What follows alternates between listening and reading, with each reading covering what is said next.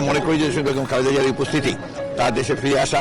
BNP chairperson ও সাবেক প্রধানমন্ত্রী বেগম খালেদা জিয়ার দেশে ফেরাকে গণতন্ত্রের উত্তরণে গুরুত্বপূর্ণ পদক্ষেপ হিসেবে উল্লেখ করেছেন দলের মহাসচিব মির্জা ফখরুল ইসলাম আলমগীর। মঙ্গলবার সকালে হযরত শাহজালাল আন্তর্জাতিক বিমানবন্দরে পৌঁছানোর আগে সাংবাদিকদের সঙ্গে আলাপকালে এ মন্তব্য করেন তিনি।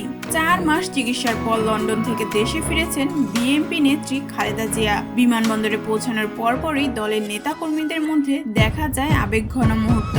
মির্জা ফখরুল বলেন, বেগম জিয়ার ফিরে আসা কেবল ব্যক্তিগত কোনো ঘটনা নয়, এটি একটি জাতীয় গুরুত্বের অধ্যায়। এই সংকটময় সময়ে তার উপস্থিতি গণতন্ত্র পুনরুদ্ধারে বড় অনুপ্রেরণা হয়ে উঠবে।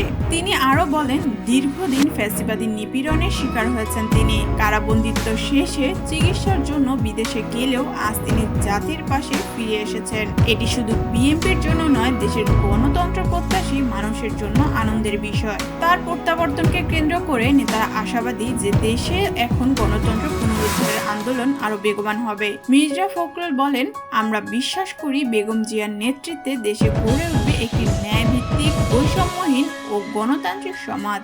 উল্লেখ্য, খালেদা জিয়া চলতি বছরের 8 জানুয়ারি উন্নত চিকিৎসার জন্য যুক্তরাষ্ট্রে যান। প্রথম 17 দিন লন্ডনের একটি ক্লিনিকে চিকিৎসা নেন। এরপর ছেলে তারেক রহমানের বাসায় অবস্থান করেন এবং অধ্যাপক প্যাট্রিক কেনেডি ও অধ্যাপক জেনিফার ক্রসের তত্ত্বাবধানে তার চিকিৎসা চলে। The breaking brief, Dhaka.